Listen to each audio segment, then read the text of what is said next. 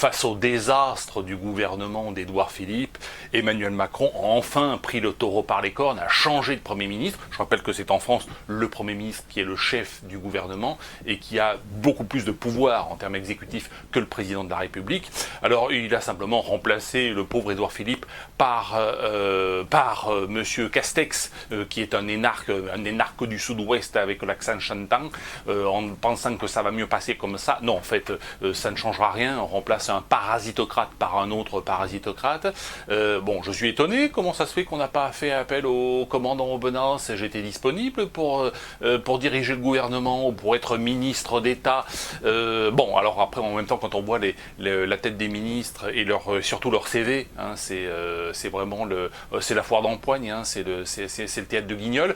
On a notamment au ministre de la Justice, qui est dans la pratique le numéro 2 du gouvernement, car il est le chef des procureurs, il est garde des Sceaux, Éric Dupond-Moretti. Et d'Éric Dupond-Moretti, avocat très connu, défenseur de tous les voyous les plus célèbres, de Patrick Balkany, hein, jusqu'au frère de Mohamed Merah, en passant naturellement par les djihadistes. Éric Dupond-Moretti, qui est le grand défenseur, le grand avocat de la cause islamiste en France.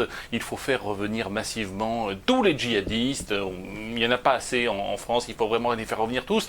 Et puis il faut supprimer les prisons. Il est contre la prison, Éric Dupond-Moretti. Il est maintenant ministre de la Justice. C'est le sujet du jour, c'est parti. Si on vous proposait un poste de ministre de la Justice, vous l'accepteriez? Sûr? Ah oui, sûr. Vous voulez que je vous le signe? Ouais. Non. D'abord, personne ne me le proposera. Ce sera un bordel. Mais alors, non, mais personne n'aurait jamais l'idée sotte, totalement saugrenue, incongrue, invraisemblable de me proposer cela. Et moi, franchement, je n'accepterai jamais un truc pareil, non. Pourquoi? Parce que c'est pas mon métier. Il faut en avaler des couleuvres, hein, pour faire de la politique. D'abord, il faut être d'accord avec tous les copains du gouvernement auquel on appartient soi-même. C'est-à-dire quoi. Il faut manger son chapeau de temps en temps. Non, c'est une discipline. C'est un exercice, j'en ai pas les compétences. Et puis, non, pas du tout. J'aimerais pas faire ça.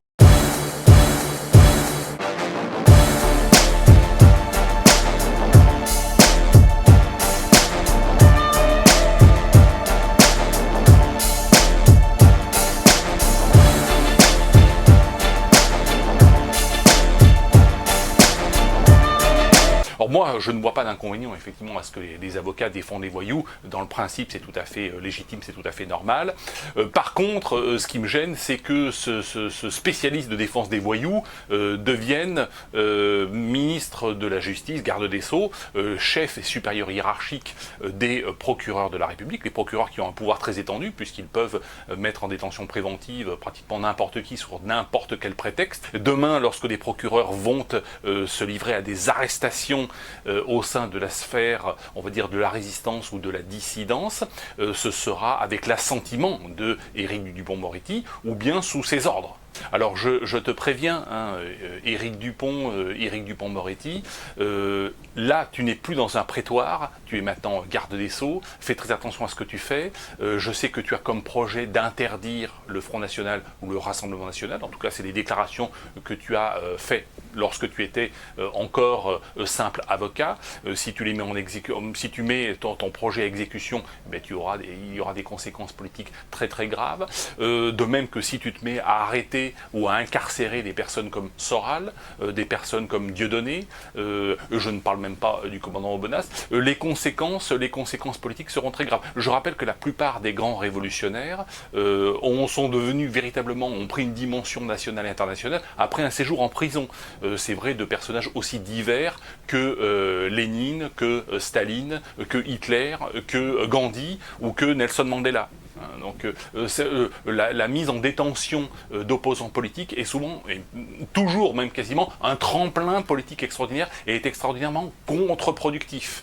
Donc voilà, je te préviens amicalement, fais attention à ce que tu fais. Hein. Éric Dupond, garde des Sceaux numéro 2 du gouvernement, personnage extrêmement puissant dans la pratique, même si tu as été embauché pour faire de la com et pour participer à la guignolade gouvernementale. Donc contente-toi de la guignolade gouvernementale, contente-toi de déclarations et de provocations verbales, ça c'est très bien. Moi je suis pas contre tes déclarations verbales.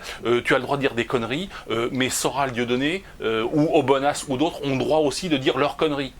attention à la liberté d'expression et faire très attention de ne pas utiliser ton pouvoir pour réprimer la dissidence, pour réprimer la résistance sur Internet, mais pas seulement sur Internet. Il y a également, vous avez les mouvements identitaires qui mènent des actions d'agite-propre dans la rue. Voilà. Donc là aussi, fais très attention à qui tu vas, quelles associations tu vas dissoudre, hein, et quelles associations tu vas subventionner. Naturellement, toutes les associations de la gauchiasse seront abondamment subventionnées et protégées. Le citoyen, malheureusement, il ne sera pas protégé. Hein. Maintenant, vous ne pouvez plus faire appel à la police, vous ne pouvez plus faire appel à la justice. Enfin, ça dépend aussi de votre couleur de peau, hein, parce qu'on est quand même dans l'antiracisme, c'est-à-dire dans le racisme anti-blanc, donc ça va être très compliqué. Mais ce qui va pousser, en même temps, à toute chose malheur est bon, les Blancs à s'armer et à se défendre par eux-mêmes, parce qu'ils ne pourront plus faire appel à la police, ils ne pourront plus faire appel à la justice. On a Éric Dupond-Moretti. Donc voilà un petit peu la mécanique. Donc c'était important de faire le point sur ce sujet. Éric Dupond-Moretti, tu es sur la sellette et tu es en extrême surveillance. Contente-toi de communiquer, hein, contente-toi de faire de la provoque verbale. Ouvre ta gueule, c'est très bien, t'es payé pour ça. Ne va pas plus loin. Fais attention de ne pas aller trop loin. Hein. Jusqu'où ne pas aller trop loin, Éric Dupond-Moretti. Voilà, merci à toutes et à tous et je vous dis à bientôt.